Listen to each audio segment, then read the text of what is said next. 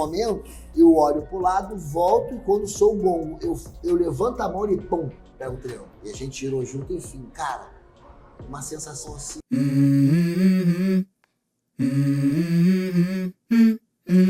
Let's go.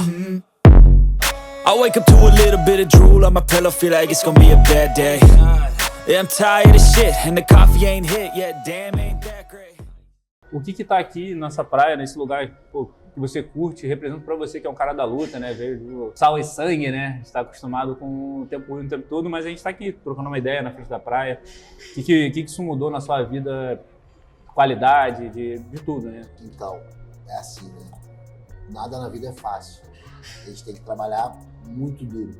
Tanto que eu continuo trabalhando até hoje duro.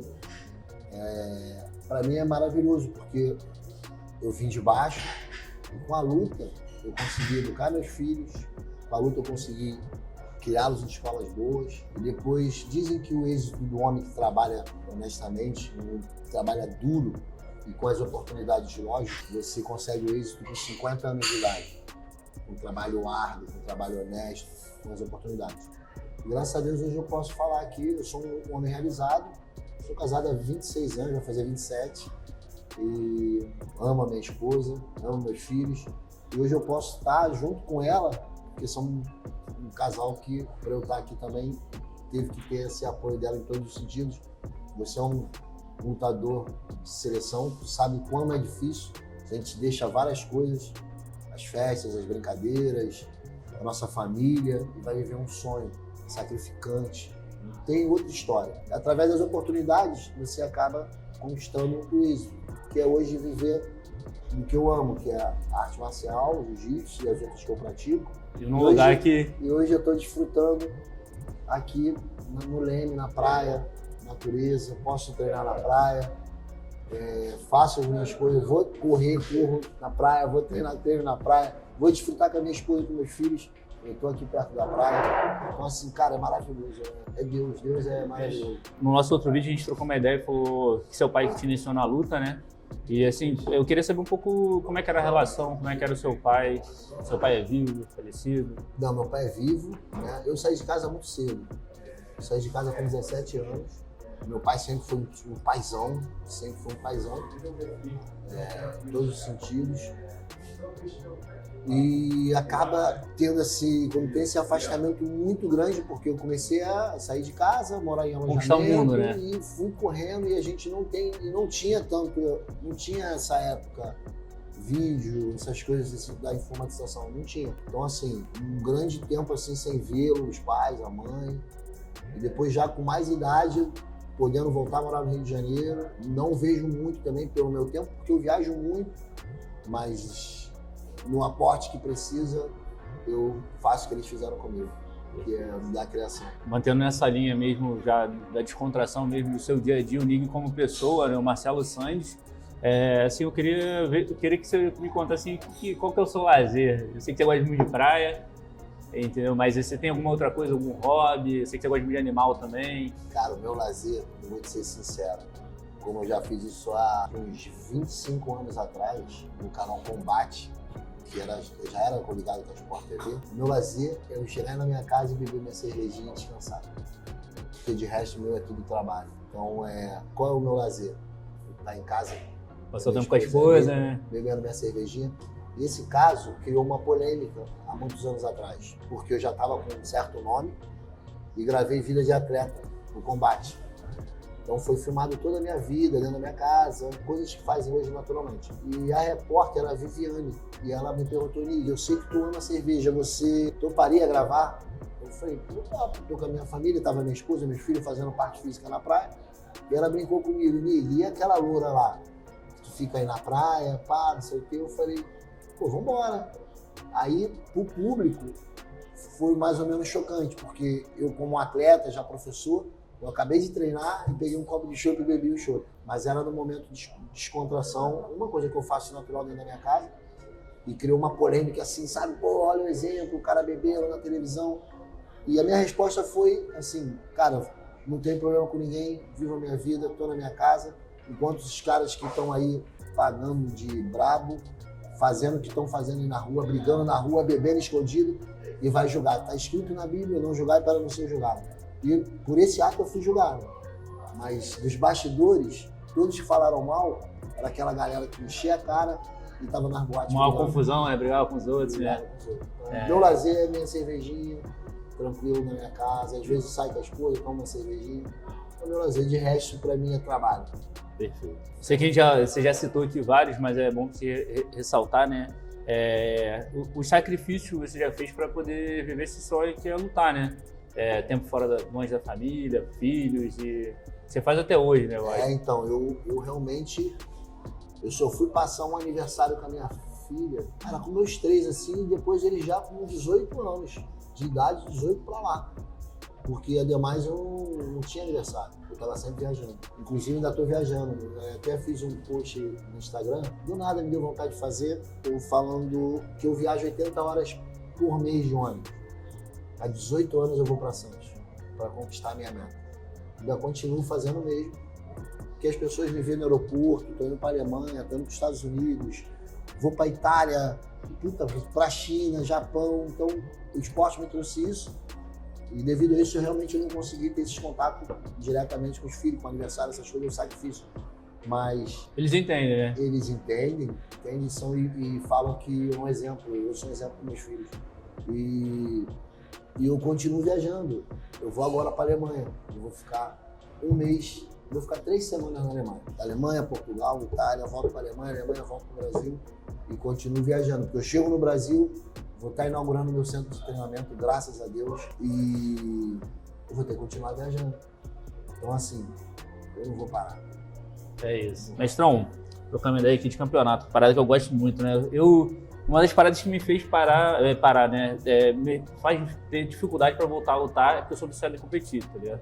E assim, isso é muito irado. E no wrestling, como eu cheguei no topo, no nível do topo. E manter lá, você sabe que é diferente, né? Muito diferente. É muito diferente. É muito diferente, tá ligado? Eu falo, tem uns caras que são muito bons treinando.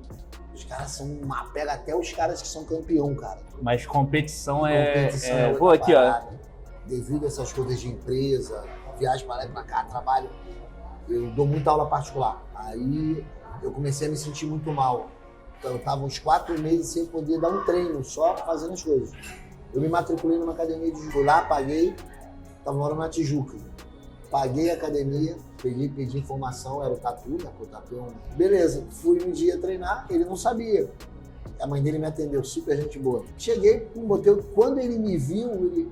Caraca, eu não acredito, mestre! E eu ainda não estava de roupa. Só cheguei, ele, caraca, esse é o mestre Nigo, que não sei o que, pá. Eu tinha uns alunos dele, que já foram meus alunos antigos. Aí, como botei o uniforme, era no Gui. Aí eu vi, então, aquele dia a primeira reunião que a gente fez, você tava quando? Eu fui, botei o uniforme no Gui, ele me olhou, mestre, que parada é essa? Eu falei, acertei lá com a sua mãe, peguei o uniforme normal, ele pode parar. Devolve. Se for assim, devolve tudo que eu não quero você treinando aqui. Eu quero você aqui como meu convidado, como mestre, como amigo. Foi pra mim muito top, cara, porque ali eu comecei a cuidar da saúde. Eu vi o quanto estava me fazendo mal não poder treinar. A luta, agora com o Brigadeiro, é como você se sente. Tipo assim, é o que eu tô sentindo agora. Eu tava treinando para cuidar da saúde. Agora eu tô treinando para ganhar. Porque eu sei que, a gente sabe que luta é luta, né? Todo mundo, o Nigo vai fazer, o Nigo vai não sei o quê. Realmente o cara não tem luta, mas é um homem lotado de bomba. Sabe umas posições, a gente não pode também esquecer disso. E luta é luta. Mas a minha parte de atleta, o meu compromisso, primeiro é comigo. Porque se eu ganhar, se eu perder, eu fiz meu papel, que é trabalhar. Porque treinar é um trabalho. Sim. Então, Exatamente. Eu fiz o meu trabalho. Vou falar com você. Competir é o pagamento, né? Mas o trabalho é o treino, não tem jeito. Toda arrepiada agora. Eu fico também, porque eu tô recebendo um telefonema dos caras mais famosos do mundo da luta. Depois, com o tempo, vocês vão começar a saber mensagens. Até uma galera da luta livre também. E as palavras são as mesmas, de apoio e, por favor, você tem que, vou usar o termo, mas você tem que ganhar esse cara. De cobrança também, né? Uma cobrança. Eu ando em qualquer lugar, você tá sentindo, tu vê, putz, eu vou no aeroporto, eu vou na rodoviária, é a mesma coisa. Ele criou um estereótipo muito ruim para a vida dele, mas ele Só que pra mim, eu tô lutando pra mim. Às vezes eu brinco, eu tô lutando, o Brasil quer ver ele perder. A sombra dele quer ver ele perder. Mas eu sei que eu tenho que treinar. É Eu isso. tenho que me preparar. Porque eu sei que pra mim não vai mudar nada na minha vida, ganhar ou perder. Até porque a parte financeira, tanto pra mim quanto pra ele, tá sendo maravilhosa. Assim, na verdade, eu acho até irreal para 2 caras da nossa idade não valer um soco, não valer nada e tá ganhando o que a gente vai ganhar. Tô sendo bem sincero pra ti, tô sendo bem sincero pro público. Então, independente do que for acontecer, eu já tô muito satisfeito. Mas eu tô trabalhando duro. Eu vou ganhar, eu quero ganhar. Então, Vou pra guerra, né? Eu vou Treino pra é guerra. treino, é guerra é guerra. eu vou pra guerra. Vamos falar de luta de verdade, né? Vamos falar luta contra... Assim, você tem algum... Aquele primeiro campeonato que a gente tem um carinho, que a gente fala assim, pô, aquele campeonato ali foi o que realmente virou a chave e falou, é isso. Que você lembra, assim, na recordação, fala, tipo, esse é não o primeiro, né? Mas o mais marcante, assim, você lembra do começo, né? Cara, pra mim tudo é sempre um começo. Pra mim toda luta é muito importante, porque tu sabe também, é um confronto, né?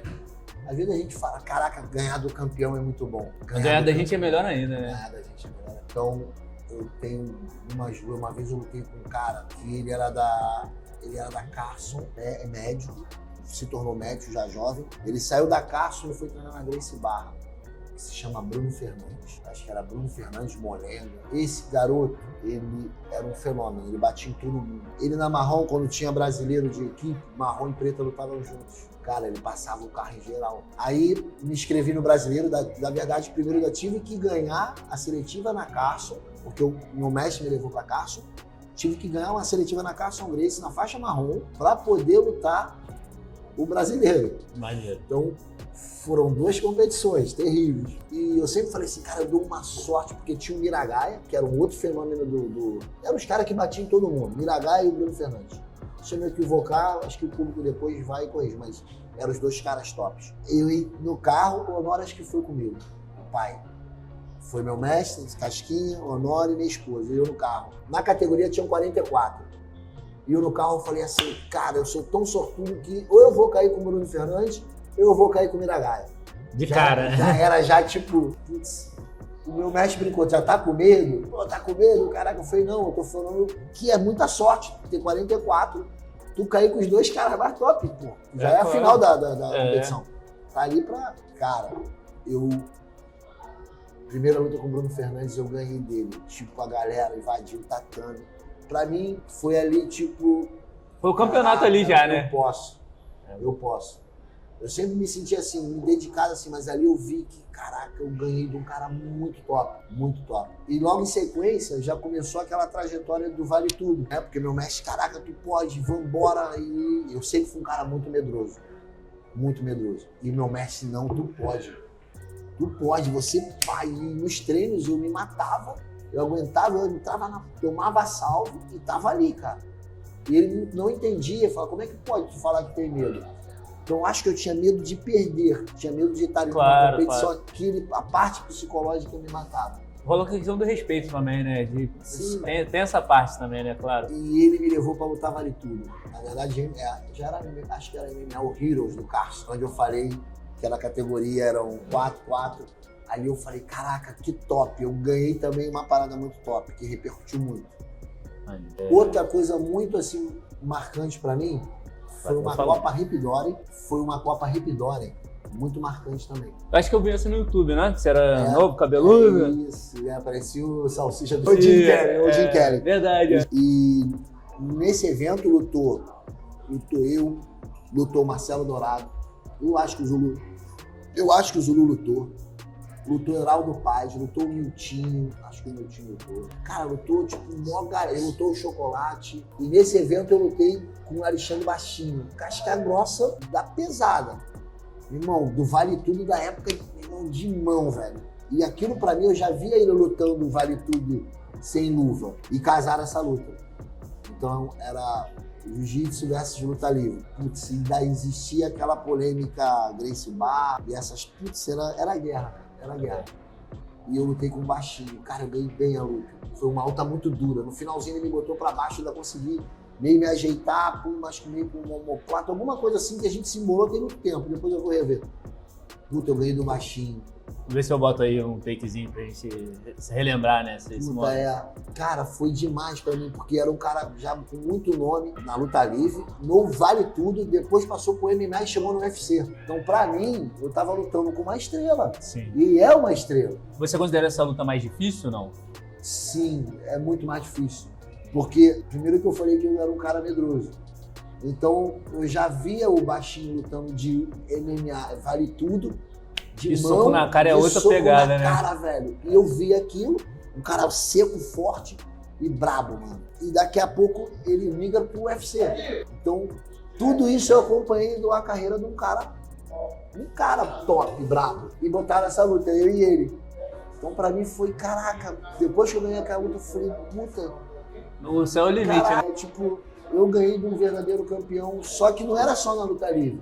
Eu ganhei de um campeão de MMA, um campeão, um Completo, casca-grossa, né? um cara completo. Eu dei uma olhada nessa luta. Ele tinha chão também, tinha alto, tinha tudo. Duro, Né? casca É, grossa. casca grossa. É o casca grossa, esse é o casca grossa. Lutando nos eventos de MMA, conjunto com o Jiu-Jitsu, ganhei o Heroes, e fui treinando no Carson e sobressaindo bem nos treinamentos. E eu tive a oportunidade de lutar o Mecha, que na época, se eu me equivocar, depois a galera corrige. Era Pride, Mecha e UFC. E eu me senti super feliz, porque é o Mecha. Aí veio, quem ganhasse a minha luta, era eu e Jadson Costa, também, moleque, meu irmão. Casca grossa, Saiu, né? casca grossa. Quem ganhasse essa luta lutava o Pride Bushido, que era o Pride dos pesos leves. Então, pra mim, era um Oportunidade Pride. assim. Do Pride. E tinha essa questão de quem ganhasse a luta. Nesse dia, a felicidade foi do Jadson, né? E foi minha primeira derrota no MMA. Você veio na sequência de 7 vitórias, é isso? Se você tivesse ganhado, era a 8ª, né? Era oitava. Eu não lembro sétimo ou oitavo. Agora eu não consigo dar certeza. E a pesagem foi uma loucura, porque naquela época tinha essa parada shooter boxe com o jiu-jitsu, e eu já vinha do Carson, do meu mestre Casquinha junto comigo.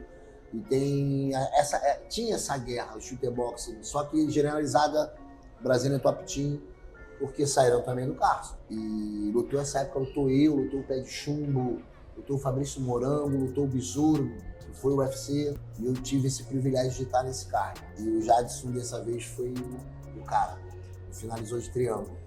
Coisa assim que ninguém, caraca, de triângulo. Você como mestre de jiu-jitsu, Como né? eu era faixa preta de jiu-jitsu, já há muito tempo, e ele era faixa marrom de jiu-jitsu. Eu não sabia também. Mas assim, eu lembro dos comentários do Joinha, do Jorge Guimarães, a melhor luta da noite. Porque, mano, ele começou, ele saiu correndo pra cima de Eu vi, mim. foi guerra o tempo Meu todo. irmão, Foi... E eu treino nas pernas, ele me deu uns 14 pisão na cara, na cabeça. E, Toda hora vocês se embolavam. Eu raspei ele de chave de panturrilha. Aí caí por cima, eu falei, agora eu vou matar ele, velho. E eu comecei já a bater, Só aquela... ele martelão. E ele fica de lado e ele chama o árbitro, era o Ripanas, um grande árbitro, um grande lutador de jiu-jitsu, um mestre. E a gente conversa isso até hoje.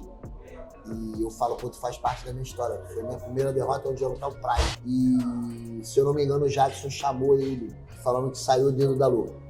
Se vocês olharem o vídeo, quando para a luta, pra ele ajeitar, eu olho pro meu corner e o Ripanas ajeita a luta, puxa ela e a gente faz assim. É pro meio do... Eu estava eu não tô justificativa para derrota, Não, foi claro. êxito do Jackson. E nesse momento, eu olho pro lado, volto e quando sou bom, eu levanto a mão e pum, pego o triângulo. E a gente tirou junto, enfim, cara, uma sensação assim... Mas te ensinou uma de lição morte. também ali também, né? Em todos os sentidos, E tava minha esposa assim em frente, e ao vivo, velho, era o Mecha, né? Era ao vivo, todo mundo via. Cara, eu vou te falar que eu senti vergonha. Nesse momento eu senti vergonha, que era uma expectativa muito grande de eu ganhar, e a minha esposa ali, e eu não sabia mais... Na época, se eu fosse um avestruz, eu enfiava a minha cabeça e não saía nem pra sentar, e sentei lá do lado da minha esposa, deitei no colo dela e voltei. Mas assim, no dia seguinte eu saí pra treinar. Segunda-feira eu tava treinando, já com o olho roxo e com aquela dor e querendo saber o que as pessoas iam falar. Cara, eu tinha muito aluno, velho, muito. E quando eu cheguei, tipo, e as pessoas também que já me conheciam na rua, cara, todo mundo me deu os parabéns, me abraçou, e aquilo pra mim foi, caraca, nada mudou na minha vida, me ensinou. Então, pra mim, a minha mudança em todos os sentidos, eu vou pedir obrigado ao Jadson, porque foi ele que... Eu acho que assim, eu acho que é uma virada de chave para todo atleta é a primeira grande derrota, né? Sim. Eu acho que isso aí ensina, porque faz a gente parar e olhar e falar assim, o que eu tô errando, E né? ainda mais da maneira que foi, Exato. de triângulo, e era chute boxe. Então, a característica era Muay Thai, só que o Jadson já era um cara completo. E você era o contrário, né? Você era um cara que a base era o judô, grappling. jiu-jitsu, wrestling. E o que eu tenho disso hoje, com 50 anos, é pedir obrigado Jadson Costa. Um ensinamento, né? Uma lição Foi mesmo isso, de pra vida. Uma lição. Porque às vezes a gente toma algumas lições na vida, só que ali não. No MMA, no Vale Tudo, a lição é na porrada, velho. É porrada. Não é, eu vou te dar uma lição verbal ou não. Você paga ali pra todo mundo ver que você entrou na porrada, que você foi finalizado. Dói na alma e no corpo, né? Dói em todos os sentidos. Mas essa experiência, eu posso falar, obrigado, Jadson Costa. Te mudou como atleta, é isso. Mudou como tudo.